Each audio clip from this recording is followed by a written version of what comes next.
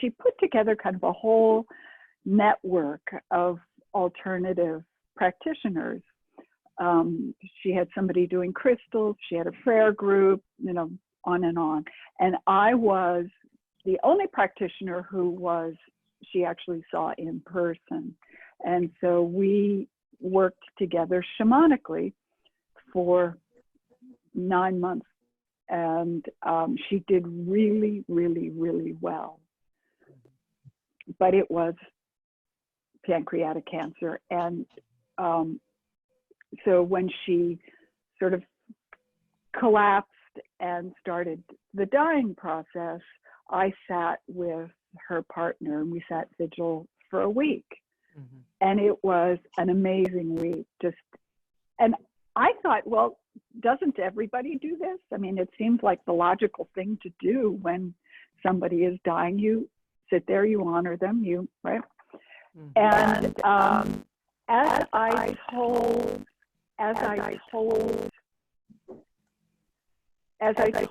people about what the experience I had just had, I was stunned to realize that no, this is not something everybody does. And I realized it was a gift because it was something that to me was so natural and essentially so easy to do and to be a part of, that I had to pretty much give back. Mm-hmm. And so I began doing hospice. And all of my work has been volunteer because I am so far off the medical grid mm-hmm. that I'm not employable. However, to that is all of my work has been within the hospital setting. And so I basically quite literally sit at people's beds. I've taken people to chemo and, you know, that whole. So it's all been clinically done. Yeah. Well, you work at Mount Sinai Hospital in New York, right? I do. I'm a palliative care doula mm-hmm. on their palliative care floor, which ironically we are not considered essential personnel. Right. Which that astounds me because I'm biased. I think social workers and, you know, frontline staff and shamanic practitioners, we are the most essential people in that realm of, you know. Yeah. Yes. Yeah. So kind of with coronavirus, as we all are in this place of stuck at home, what do I do? What am I supposed to be doing? How do I deal with this? The coronavirus actually has opened up all kinds of space for me, mm-hmm. just in terms of not being afraid of it, and so working with it and realizing that the end of life work that I do, when I sit at somebody's bedside, it is my body that is sitting there. Right. But the work that I'm doing is not physical. Yeah. It's all on an energetic and spiritual level. So I kind of went to this place of like going, well, duh. I don't actually need to be sitting with somebody. Right. And of course I'm in New York.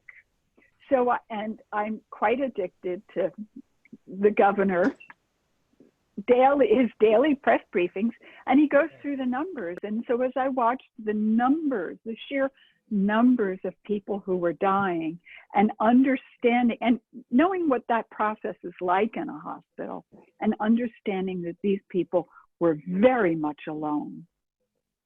Because even whatever the medical personnel can and want to do for somebody who's dying, the volume of what's going on in the hospital is just overwhelming. So I realized that I could keep doing this. And part of my morning practice is I just, on an energetic and spiritual level, I go to the hospital and I sit with people who are dying, and what that entails, and what my experience of people who are dying is. Some people are fine. They know what to do and they know where to go, and they're, on with it. Some people are afraid, and some people just, it's kind of like, well, all right, here I am and I'm dying, but I don't know what I'm supposed to do. Where am I supposed to go? What is supposed to happen? So I had that just the other day. We talked about that. I had that just the other day with someone. Yeah. Miraculous, yeah. And so I have, with having sat with lots and lots of people and heard lots and lots of stories, I know there's a door, and for everybody the door is different. And so basically I can accompany somebody, take their hand and walk along and go, okay, we're looking for a door, just, and once they find the door, it's up to them in their own time to go through it. But at least they know where it is, how to get there. And so I just started doing this sort of in the comfort of stay-at-home isolation. And I actually have had families call me. One in particular was a family that the mother didn't have advance directives. Mm-hmm. So they didn't really quite know how they were supposed to deal with this. She was on a ventilator, and they needed to know how she was, what she wanted. And I was able to work with the mother, and I came back with information that was very helpful to the family, and they knew how to proceed. Yeah. And it's that kind of thing that I'm used to mostly being of great service to the person who's in the bed. And I realize that in these times it's actually flipped, right. That it's the families also that not to be at bedside, not to be anywhere near somebody right. who's dying is excruciating. Oh yeah, it absolutely is. I have a question. When we were talking about this earlier, a couple days ago, one of the questions that came to me was, if there are like 10,000 people hospitalized in New York and you're going to visit one at a time, have you tried bilocating? Does that work in your work? Oh yeah, I bilocate. Yeah. Well, I mean, can you do like group? Yes. Yes. So when I first started this, I thought, well, Jesus, there's hundreds of people here. How? And I just personally can't, right? There's only but so much of my energy. So I said to one of my helping spirits was like, okay, so how do I do this? I mean, I've worked with 3 or 4 people at a time, but how do we do massive numbers? Mm-hmm. And he just looked at me and he said, you have wings. You have wings. Just extend your wings. Mm-hmm. So I can now do, and he said, and you'll figure this out. We'll start growing in numbers. But it's that extending. So I do kind of extend my own kind of field to take right. in as many people as I can at once. I don't know exactly how many I'm up to, but it's quite a few. Yeah. And once I do that, then allow. Excuse me, just a second. Whoever has your microphone on, other than Leslie and myself, please mute your microphone because there's a lot of. Thank you. Okay, go ahead. Thank you. So if I'm working on multiple people, I allow the person or persons who have to, who actually need direction or need to tell me whatever, to come forward. And I've had days where it's been old, young, men, women, but very, very specific. And I only see them as energies. You know, I know they're either young or old or male or female. How do you I get the mechanism of how you do that, but how do you, without knowing who the patient is and who the family is, how do you know to connect? If say if I'm on a ventilator and I show up, you know, in non-ordinary reality and say, you know, I've got a 64 mint green Mustang convertible that I want to give to my great niece. Oh, I don't get that kind of information. I'm a psychic. I'm not. Okay. So it's just general. But the kind of information that I can get is that, and the pieces of information that families really need to know is, are they ready to go? Is it okay? And then because there's all kinds of questions of, do I take them off the ventilator or not? Do I, and the whole, and the doctors want to put this person on dialysis, or they want to do extraordinary measures, and I don't know whether to go for that or not. And so I'm finding that people are now in positions where they're being made to make really tough decisions without really a lot of information. I mean, dialysis, what does that mean? And, you know, and ventilators, I'm very familiar with ventilators, and I find the massive numbers of people on ventilators scary, because ventilators are amazingly intrusive. And to do a ventilator right, you have to put somebody in a coma, because they're so uncomfortable. And so there are a lot of families that don't really quite understand what the significance of this is. And certainly with the coronavirus, the longer you're on a ventilator, the less chance you have of surviving it. So knowing that somebody is at peace with dying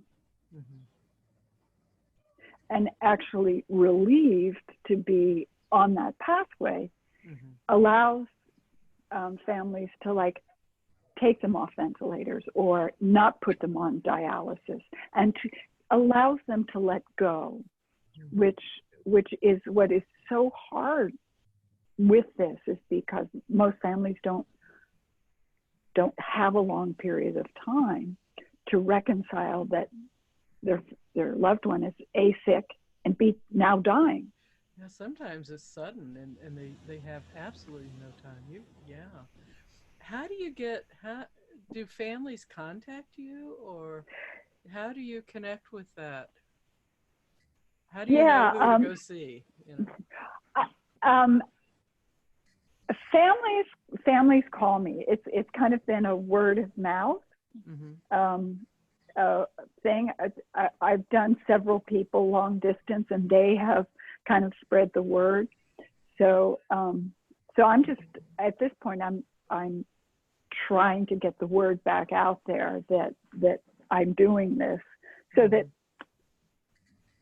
and I'm trying to get the word into the medical community, because there are a few people I know in the medical community who know my work well, and trust it.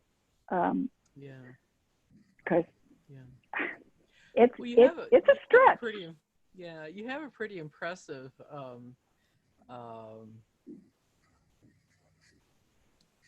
I don't know the word. It just fluttered right out. But I was looking at your website, and some of the people that have received the benefits of your work are, are out there. You're out there. I'd like to just see if anybody has any questions so far. If you do, turn your microphone and your video on so we can see you, and ask your question. And we'll just continue to talk, but just take the initiative. If you have a question, take the initiative. Just turn your camera and mic on, and so we'll see you, and then we'll know you have a question. Also, there is a chat feature. If you have a question and you don't want to just come out and ask it, you can type it into chat, and I'll ask Leslie for you. Okay. So Leslie, do you still use your dance and your performing arts in your shamanic practice? Well, yes and no. Yes, in that, of course, when I was trained, journeying was very sedentary. And that is how most people do it, either lying down, standing up, or whatever. But when I'm in circle, and there has to be some space, I now always do my journeys in movement.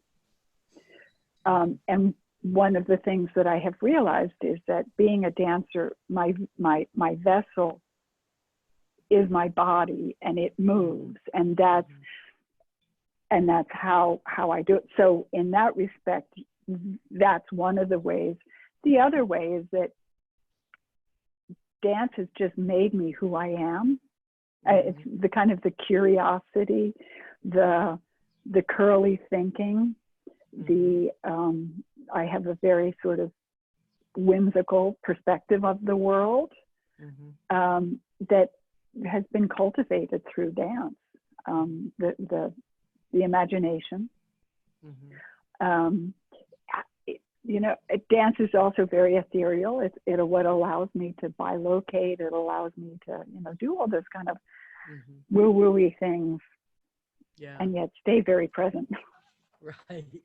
And the other side to that, dance is still very much a part of my life because my husband and I are ice dancers. We took up ice dancing a few years ago. So very cool. I was on ice skates once in my life. And I hit the ice and slid, for about, I thought, I'm not going to do this. So I admire anybody that can do ice skates. Can you define, you talk about on your website, Death Doula, D-O-U-L-A, and for our listeners and viewers, when you go on her website, you'll see that the website is posted on shamanzoom.com. That's where you'll find all the information about our guests, and so you can go there, and we'll make sure you get that information before the end of this show. But can you define doula, because that's kind of a new term for a lot of people?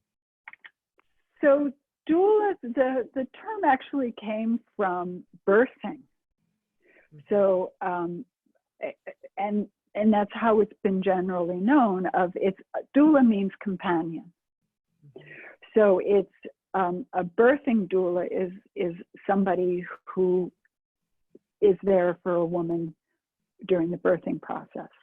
So an end of life doula is someone who is a companion through the end of life. And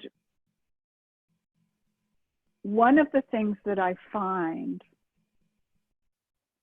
for the majority of the people I work with, I only know them as dying. I mean, I don't generally have a history of knowing them healthy. Right. I only know them as what is in front of me right then.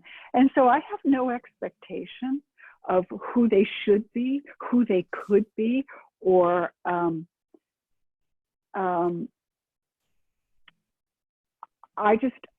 I see them and I accept them in the place that they are. And for people who are very ill and dying, that's unusual. You usually have families who go to the, oh, well, you'll get better. Oh, you're having a good day. Oh, right.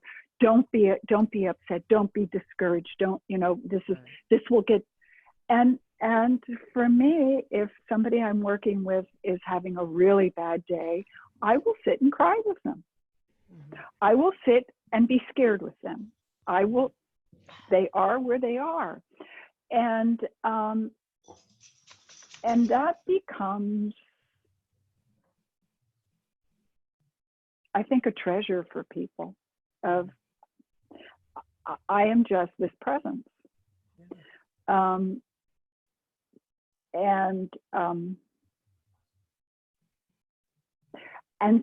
that's kind of what, I'm a companion. And that's kind of the way when I'm working with somebody who's actively dying, is that's the way I think about it, is like, okay, I will walk the path all the way to the door with you. I kind of say this. I can't go through the door. I can't open the door, but I can walk all the way to the door with you. And then you're on your own. Oh, Karen, I think you're frozen. I have a question. Can you Sure. hear me, Leslie? I can. Okay. I'm kind of confused as to why some of these energies, these spirits that you meet, why are they confused about after they pass? Is that not? This is not after they pass. I mean, as they're okay. Because what I'm meeting is not the person's spirit, but it's their energy. Is there a difference? Yes. I'm dealing with the energies of the body.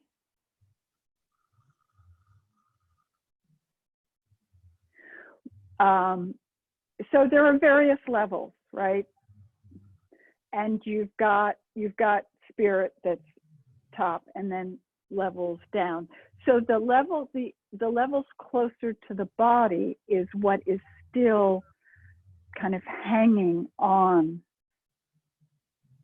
before the body passes. And so it's those levels of energy that I experience and that I assist. There's also very often a person's energy can be fragmented through the treatment process or whatever particular illness there is, and so it requires some healing work to allow the energies to coalesce and come back together, and to move on. So do you ever meet any of the energies that are angry with their Oh, yeah. situation? Oh yeah. And they're angry. I let them be angry. I just sit and let them be angry. Because I'm not trying to change anything. I'm just trying to, it's essentially the way. Have you taken healing with spiritual light? Have I taken healing with spiritual light? Spiritual light? I've gone through Karen's soul retrieval, and I've been to some of her classes. I'm not sure what you're asking me. Okay, there's a healing technique, which is essentially what I use in helping people and energies heal, and it's holding the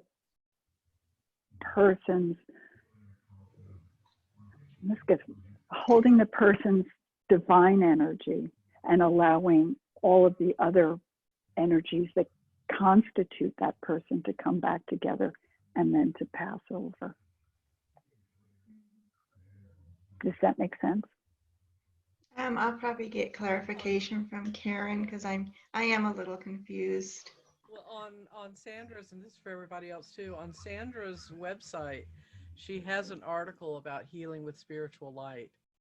And so she describes that. And also in her, she has a monthly article, Transmutation News. And you can go onto her website and connect with that too. It's a monthly thing she's been doing since 1990. Got a wealth of information, but she talks about healing with spiritual light a lot on there. So yeah. What's the difference between, healing with spiritual light and transfiguration? None. Yeah. Okay. Yeah. I mean, So, yeah, I do all this work transfigured so that the that's what that's the energy I'm using. yeah. Yeah. Yeah. If anybody else has a question, turn your mic and your video on and join in. I got bumped off a few moments ago, so I missed Victoria's first questions, and I was sitting here trying to figure out how to get back on. And when I got back on, y'all were in this great conversation. I just wish I had seen it. But it is recording, so I can go back and look at the recording. Hi, Meryl. Hello. Thank you for this discussion, Karen. I am from Turkey. I thank to Lee for tonight. I see that she is in her mission, even in pandemic time, Corona pandemic. I would like to thank her and thank you. Yes. Meryl, what time is it in Turkey now? What time is it your time? It's 9:30 by now. In the evening. A.M. 9:30 Oh, a.m. in the morning. There are 7 hours of difference. Okay. Good. Well, thank you and welcome. And I'm She's glad my you tuned Turkish. in. She's my sister. Oh, I have a okay. whole Turkish family, so Morale is my sister. Well, hello. Well, good. Okay. Well, good. The recording of this will be on shamanzoom.com later today, so you know. But thank you and welcome. I'm glad you. Thank you very much. Mm-hmm. Yeah. Okay. If anybody else has a question, just turn your mic and video on and join the conversation. How long have you been doing this? I may have missed that somewhere. This particular thing with the corona. I mean, we've had this COVID-19 going on for quite some time now, but when did you first do specific corona work? And how has it changed? I think it was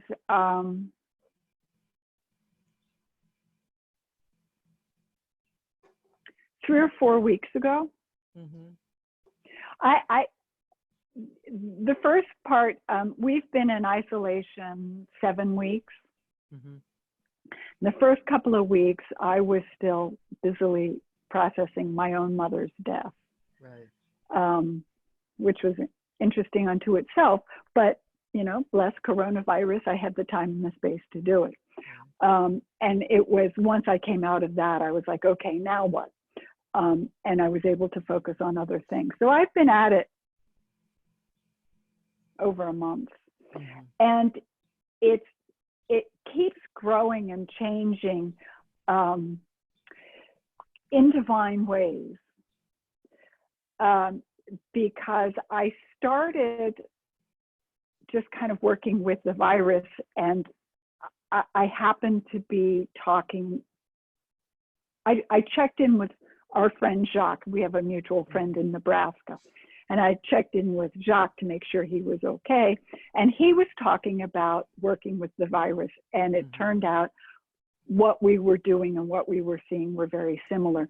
So I've had this really very deep trajectory working with the virus, which then spirals into my working with people. And as I was doing it, my work every morning, very much alone in isolation.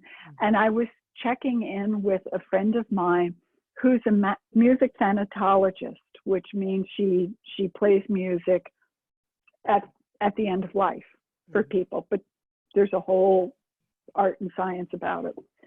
And she's a harpist, and she and I have worked together at Mount Sinai for quite a while. And when we're in the same room at the same time, it's amazing. just amazing. So I told her what I was doing, and she said, I asked her, because she's stuck at home, unable to work, and she mentioned that she was practicing her harp. And I said, oh, funny, because I thought I keep thinking of you while I'm working and your music and stuff. And and it turned out I was working at the same time she was practicing. So we started actually making it a date of she would sit at her harp and I would work. And I have a wild enough imagination where I can actually feel her playing. And a few times I would talk to her about very specific people that I saw to work on, and what she was playing actually coincided exactly with what I was getting with that person, the same kind of music. So it has changed, it has grown, and it keeps growing every time I do it, or every week. There's sort of a new depth to it. I'm still working on trying to see how I can do more than just 10 people, see if I could, but that's going to take practice.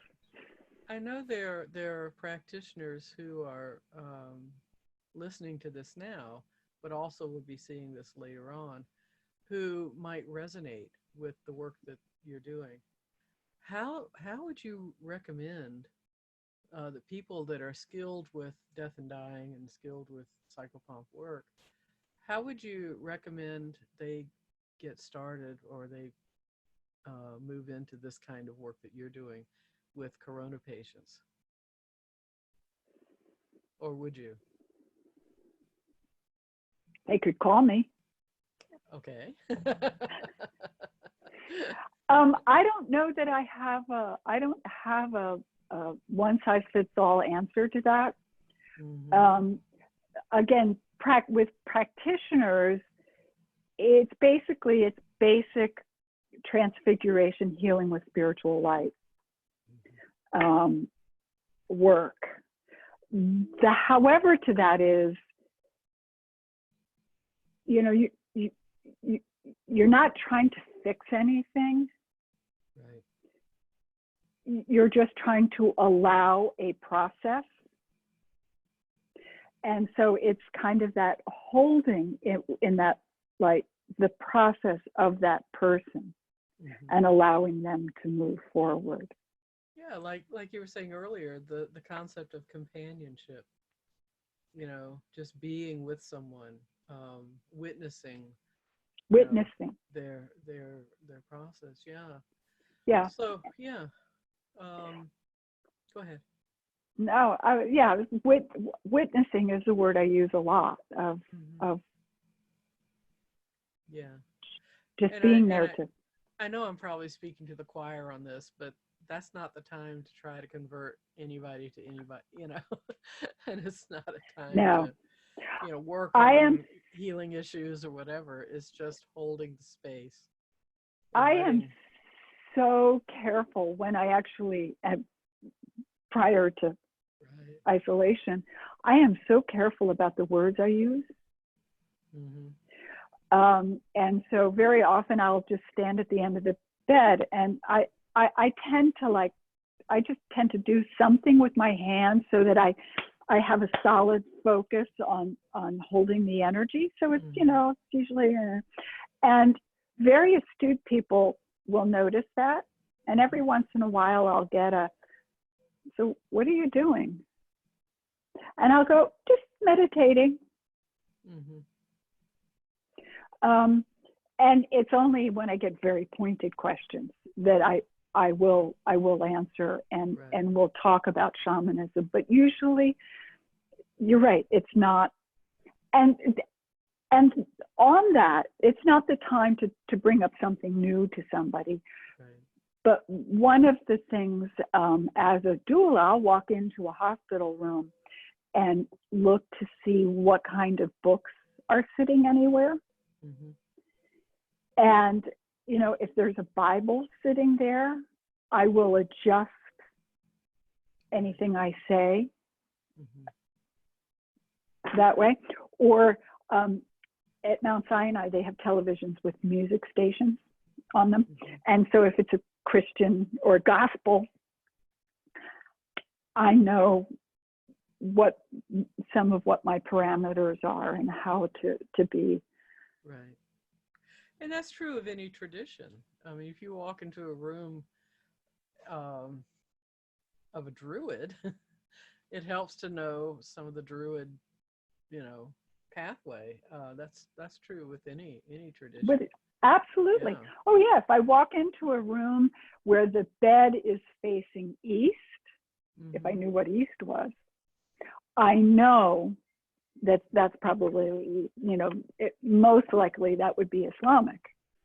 But yeah, and I've been in rooms where they've had Buddhist altars, and so again, it's the, because I'm working with an energy, which is how I see a lot of spirit is, right. You know, energy and spirit. The words just need to be comforting. They don't need to be mine. Right. My religious path is predominantly Jesus path as Catholic. And I'm totally tuned into that, you know, be careful how you say things. But a lot of my examples are, you know, out of scripture because that's what I'm familiar with. So I'm always, when I'm teaching or working with, I'm always saying, you know, this is true in every tradition. It's just the wording, but this is what I'm familiar with. So don't think I'm proselytizing, you know, and I'm just using it, you know. Yeah. Have you had feedback from families or even people who have recovered from corona? I haven't had any feedback. I haven't worked on anybody. I haven't worked on anybody who's recovered. Yeah, the feedback that I've had from families were just kind of a sigh of relief. And I have heard from one family when their mother died, she went peacefully, which was a very big deal. So, yeah. Well, you know, if I've got a loved one in the hospital, and I'm pretty rooted in, you know, 3D, what I call, you know, ordinary reality, and I ask you to do something on behalf of my loved one, how do you describe to somebody that's not familiar with the process you use, how do you describe what it is you're actually going to do? I talk about energies, and I describe it as I connect to their energy to see where that is. And so for somebody I connected, and actually their spirit and their energy had already left the body. Now they happened to be on a ventilator, so the body was still functioning. But what I felt was not so much the body as it was this. And I checked on this person a couple of times, you know, like several hours apart, and I could actually feel the energy going away. But I felt the lightness of this person, which when I described that to the family, what I got back was, yes, they were relieved. And it was, so I tried very hard to use languaging that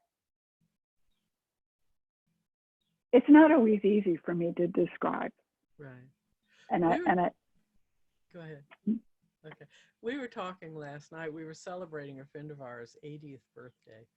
And we were talking about what you know, what you do. And I was saying, we're going to be talking with someone who is just really remarkable in this field. She was a critical care nurse. That was her career. And she said, this is, and maybe you can comment on this. She said, you know, this would never have ended up in the charts, but this happened around, you know, the nurses table or, you know, break room, whatever. But she said, by and large, every nurse that has worked with anyone who's died says that they can actually perceive that there is a presence in the room after after the spirit has left, that there's a presence in the room for a while, you know, and they can experience that. But they would never say that to, you know, they'd never chart that, you know. I have an example of that. Uh-huh. And it's a very graphic example, and this is the one I always use. It's not that pleasant, but and this is prior to coronavirus. Mm-hmm. But I walked into it was on a hospice unit, and the nurse told me that this person had died. Mm-hmm. And I walked into the room. Now, I was the only person in the room with this body, and I was slammed against a wall. Mm-hmm. And I was just kind of like, whoa.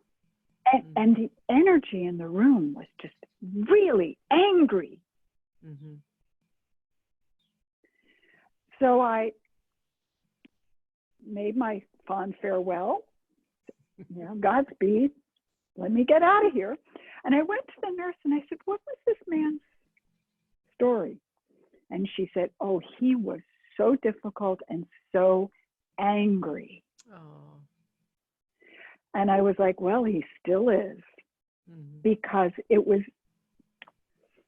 but I actually physically got pushed by it. Mm-hmm. So, yeah. And sometimes when I am in the room and sitting with somebody, actually, this has even happened in my long distance work. I get images like of the person as a kid. Mm-hmm. And not always, but sometimes, and or images of them as a young person.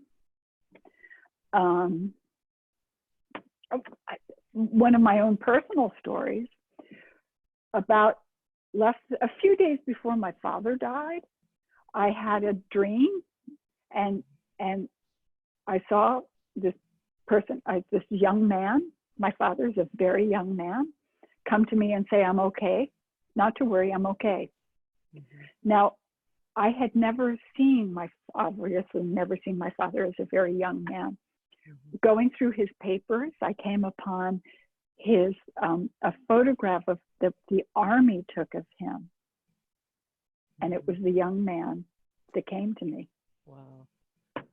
Yes, that is very cool. I've had my parents come to me also, and they died young. My mother was 38, my father was 43. But even when they have come to me, they're much younger than even that. And I've wondered when that happened. It hasn't happened for years now, but when it did happen, you know, and look back on that, I wondered if, just like helping spirits show up as tigers or, you know, saints or, you know, but they're just spirit. They use a form that is good. And sometimes I wondered if they were using a form that would have meaning for me, and not necessarily that's their real form in their spirit. Well, I think spirits take forms just so that mm-hmm. for our convenience. I mean, so that we know how to relate to them.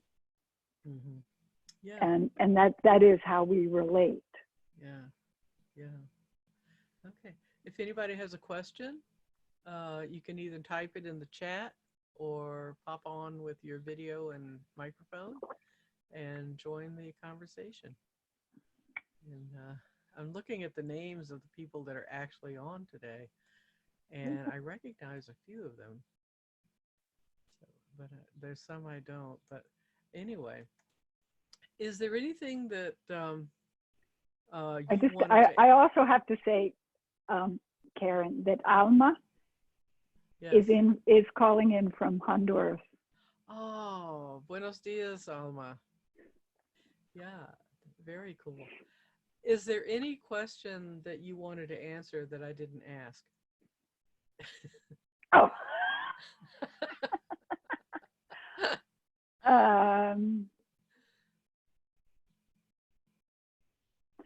No, mostly what I would love for people to do is, you know, if you know of anybody, I mean, because this virus has spread, and I don't know where everybody is, but here in the New York area, everybody knows somebody who's either got it or, you know, I mean, it's everywhere.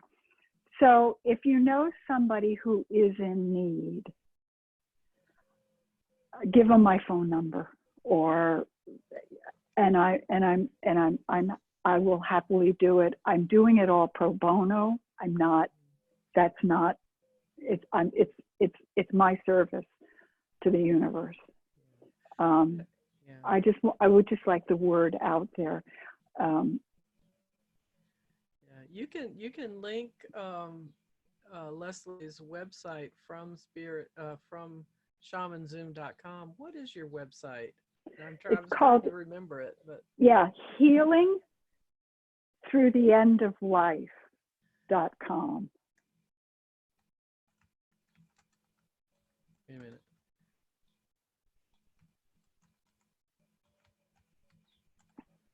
I just put that on the chat. Okay, and what is your phone number? 917 Mm-hmm. 509 9400. And I just put that on the chat too. Yeah, and the only thing I would say to people is if you're going to post this someplace like Facebook or whatever, just post the website as opposed to my phone number. Yeah, I just don't want my phone number on, you know. I rarely put my phone number on Facebook. Occasionally, if I come across a post where somebody's, you know, I'm ready to go shoot my neighbor type thing, I just say, give me a call, 928. Yeah, but and because the very front page, I put a new front page on my website, which has to do with, you know, work in the time of coronavirus, and I made my phone number almost as big as I practically could. Yeah. I love your website, by the way. I really do. I have fun with that front page. There's a secret link in it. The title of the page links to the CDC page on coronavirus. Really? Yeah. Oh, very cool. I have to go back and check that. Deborah Hemingway is saying, thank you. I'm a light worker. Thank you for your service, Debbie. I'm a light worker, and this has been very validating to my quiet work. I work with spirits that have gotten stuck here. Wow. Debbie, do you have video and audio? If so, pop in and share a little bit about what you're doing. We'll see. Yeah. Okay. I'm kind of shy. That is totally okay. Deborah, the whole piece with quiet work. One of the things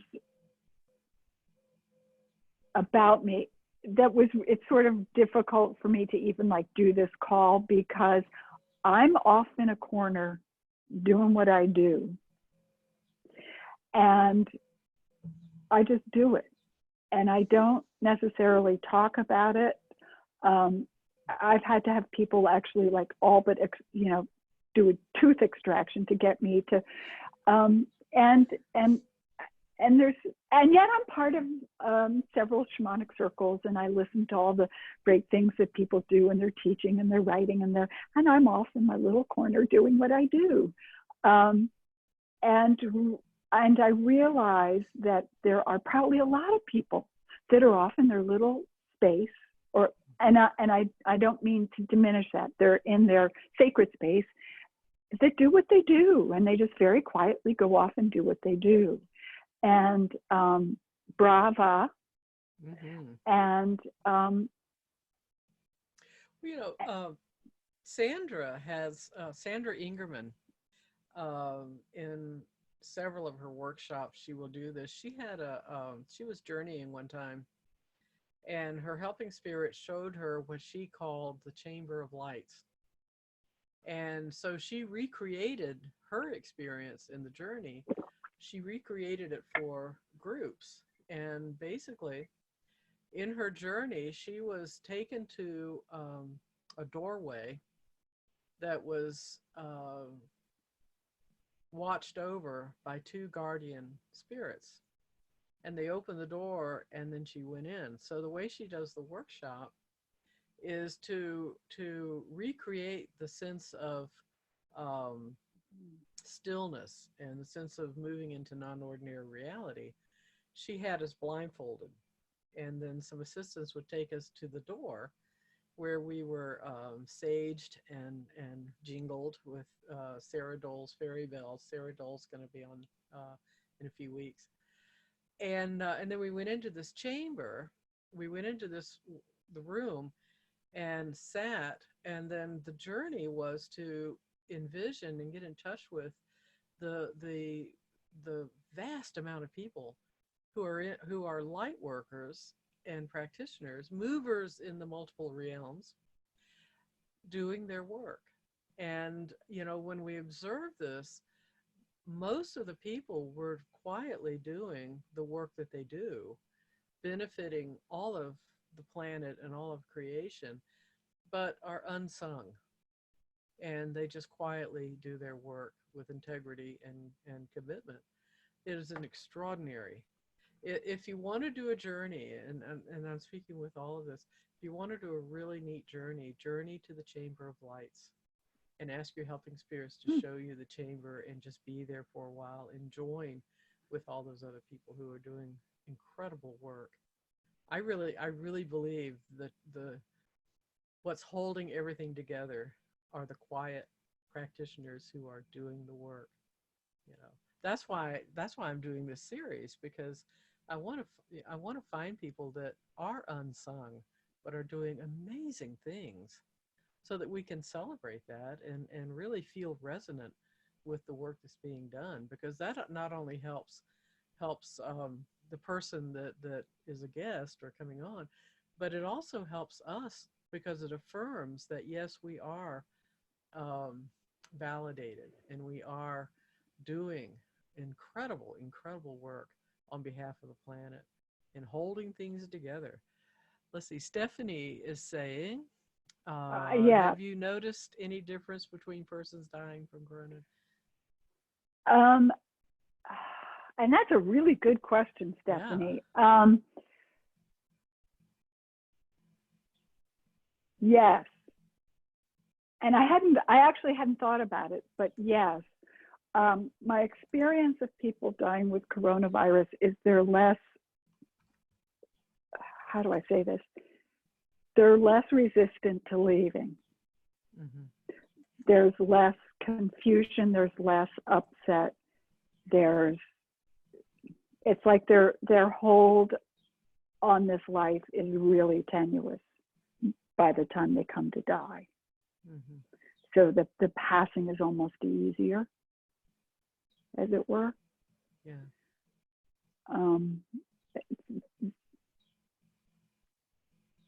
There's another question here, Karen. Somebody wants to hear about my work with the virus. Uh-huh. Is that okay? Yeah. Okay. Please. So I for a while, I think it started with the tsunami, have also worked with natural disasters. And the one that stands out in my brain biggest is Hurricane Sandy, which basically came through New York and wiped it out. and it came through at night. And I stayed up with it because when I journeyed to it, it was a delightful energy. It was just gorgeous. I mean, and it danced, and so we kind of danced together all night, and yet it was massively destructive. So when the virus became a pandemic, I journeyed to the virus because why not? And I saw this very kind of fun, playful energy. And at first it was like a Smurf ball that, you know, so it was playing with me. And I realized that this was one of those things that I had to keep going back to because there was a lot to it. And it actually has become a huge teacher. And so as I got deeper and deeper and more connected with it, I realized that there's nothing malevolent about it. It's misplaced. It's a multi-dimensional energy, and it's gotten stuck. Somehow there was a crack in our dimension, and I'm not even going to try to deal with that crack, but there is a crack in our dimension, and it came through.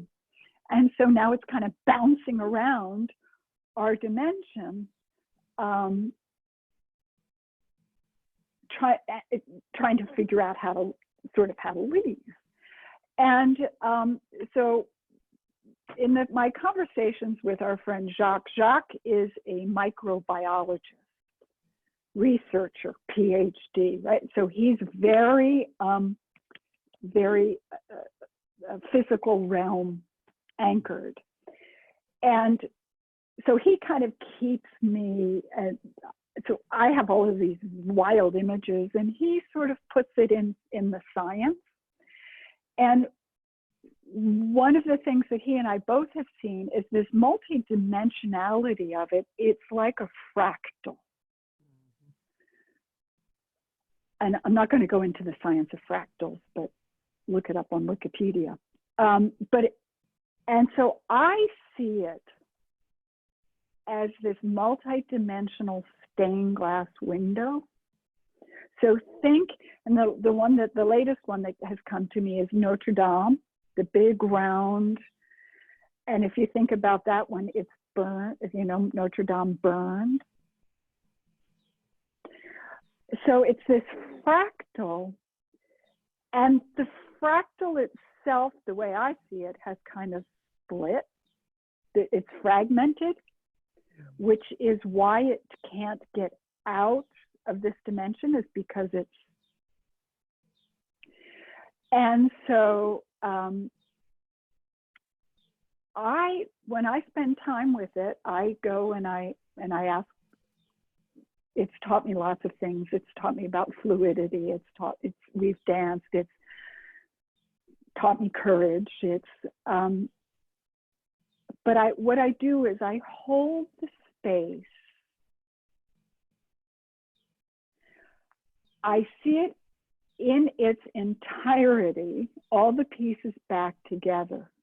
And with the intent that I know once it is all back together, it will go home. And this is a really kind of a big thing for Jacques, of it really does want to go home, kind of E.T., go home, call home. It wants to go. And when it's home, it's neutralized. It's where it belongs. It just doesn't belong here. So basically my work with it has been healing work of just holding it and seeing it in its entirety as a whole entity, a whole energy, and allowing it to then go home. The other piece that I keep getting is there are lots and lots of lessons to it, and it's really not going to go anywhere until we've learned all of our lessons.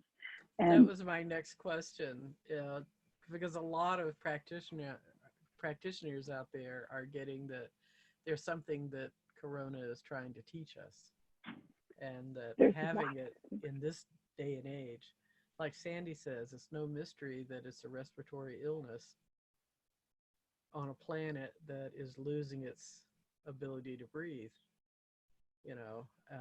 So yeah, there is that thought out there, well, maybe it's here to teach us something. What do you think about that? I think it's here to teach us a lot of things.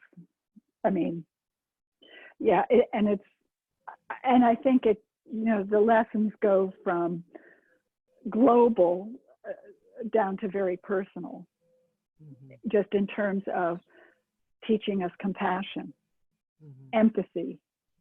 If you think about those two, and how it's being dealt with or not dealt with in empathetic or compassionate terms. I mean, I see a lot of people go into fear, and it's, you know, it's a bad spirit, it's a malevolent. Well, no. But it's, and so it's making us look at all of those things, making us look at shadow sides, making us responsible, making us very responsible for our actions. Or not. I mean, I go out and I walk, and we're in a fairly densely populated area, and the irresponsibility of people who are out there, you know, with either no face covering or one that's, you know, down here, which is not doing any good. But that, you know, I just kind of want to stop people and go, you know, think of somebody else. This is not about you. This is about the rest of us. So there are lots, and, you know, politically and economically and just society, and the lessons abound. And yeah, lungs, but it's also not lungs. It's all now it's turning out it's all the major organs. Yes. And it's in the bloodstream, and it's, you know, blood clots and strokes. And so, I'm fascinated by it. At the moment, I'm also very, you know, tired of being inside.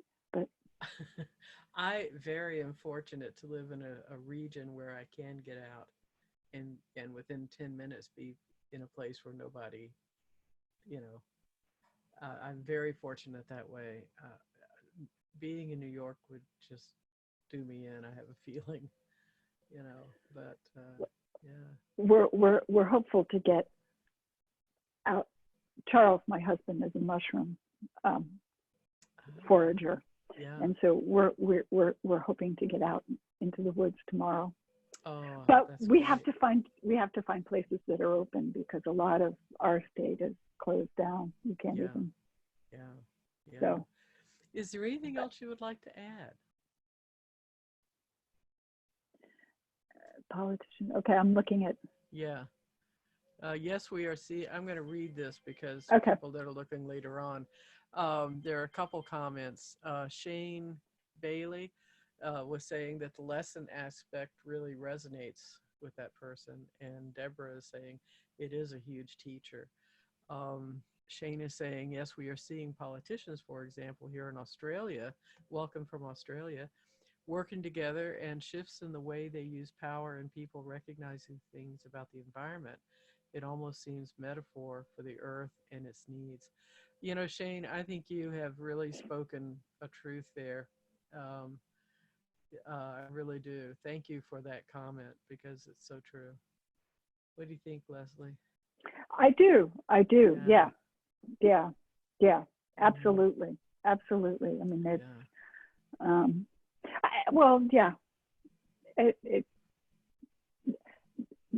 there is this massive change happening, and I think we are in that complete breakdown before it comes out the other side. So I think it's environmental, but I don't focus necessarily on the environmental, because so many other people do. Mm-hmm.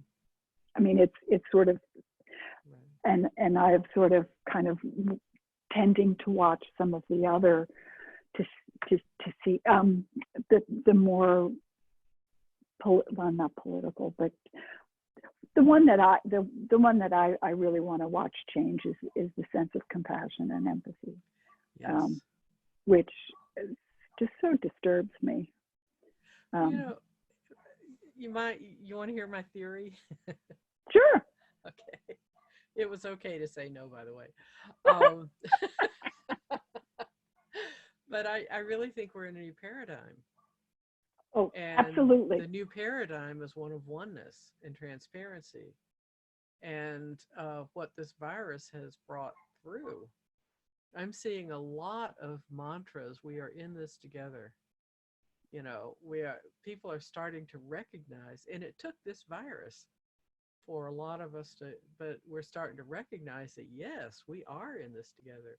We are one, and we do take care of one another. Yeah. And the movement from polarizing our opinions of coronavirus, it seems to me, we're moving into a place where we're able to say, yes, we think of it in different ways, but we still are in it together. And the way we move through it is going to be together, not divided. That's a new paradigm concept. And maybe, I don't know, maybe the virus, I'm not saying I believe this, I'm not saying I don't, but maybe the virus came at the right time in this shift into this new paradigm to really clear out a lot of layers of stuff that needed clearing out. As tragic as it is. If you think about the elements, like I think about wind as a vehicle for change. Water certainly has that sort of sense of change and clearing, and fire. I think the coronavirus is kind of on that, but it does. But as a vehicle for change, it's much more fluid and less contained than, say, wind or water or even fire. I mean, those all spread, yes, but this spreads in all ways at once. Right. And so to try and hold that kind of change is really difficult for people. I mean, it really is sort of helps to be either schizophrenic or multi-personality. Well, almost all of us have never dealt with this before, period. You know, unless you're over 100 years old, this is totally new. And as you were saying that, what was coming to me was the all pervasiveness of this virus. And I was looking at it from a perspective of the elements, that, you know, the element of wind is compromised, you know, the element of water, and that our whole bodies are compromised, the element of earth. I mean, it's just, you know, the blood clotting issues that are starting to come up, you know, fever. Yeah. Fever, yes. Fever. Fire, fever, the fire. Yeah, so there's almost an elemental, all-inclusive thing that's going on with this virus. That, yeah. Okay, does anybody else have anything you want to add? Anybody that's working in this kind of field? Any medical people out there? Okay, just top in. Okay. Well, it is 12:15 our time, and Shane, what time is it in Australia? Let's see if he types in. I don't know. It's like the next day. Yeah. It's 14 hours, isn't it? 2:30 in the morning. What time? 2:30 in the morning. gosh, God bless you. I am not usually up at 2:30 in the morning, and I have to leave you now to Zoom with a community of doulas, so Well, death doulas, who are coming from the States. So oh, that's great. I Thank thought, you for well, the two work you do. Zooms, one following the other. Well, thank you for the work you do. Well, And thank you. This has been really interesting, and thank you so much, Leslie. Thank you Good. for coming.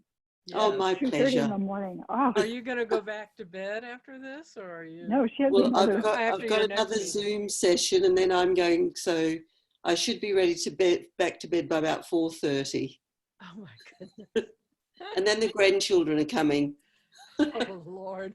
Well, But listen, life is very, very calm and slow with the with what's happening over here. we don't get any news about Australia. What is happening in your country? Our curve is completely flat. Really? Yeah, we're way under the count of one, so we're under the 1%, and that's being maintained.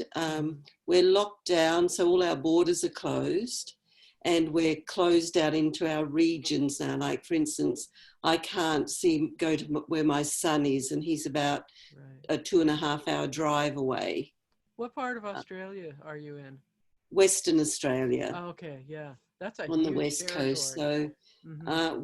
we're doing really well. I've just increased our capacity to meet with family members as of today, so we're allowed to have gatherings of up to 10 people, and we're allowed to recreate with those 10 people, go on a picnic or something like that. So Yeah. that's been very nice. Well, But what did your country do to be able to get to that flat curve? I think in a way we were fortunate that other countries had moved through it a bit earlier than we actually encountered it. Mm-hmm. And then we had cruise ships bringing it in, and they got on quite quickly to those and quarantined people. So we've had next to no community spread, just a very little. Most instances that we've had have been through people coming in from overseas.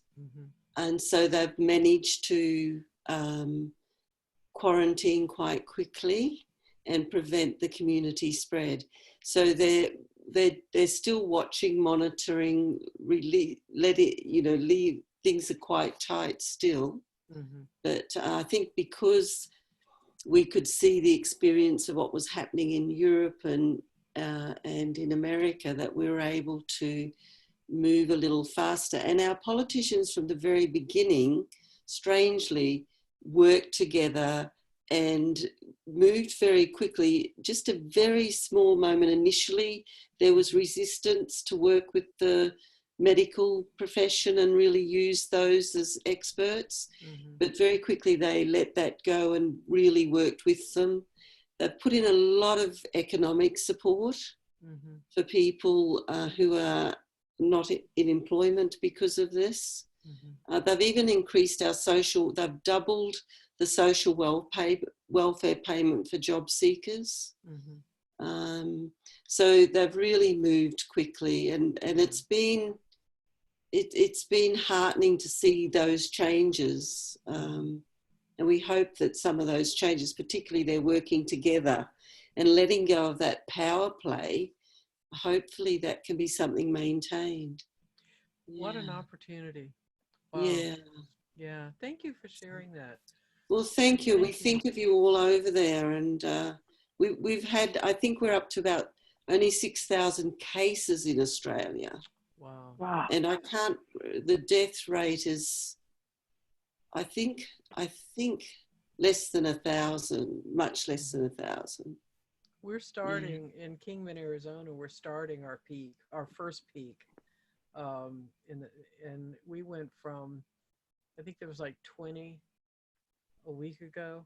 We're up to like 70, 80 now. Wow. And so incredible.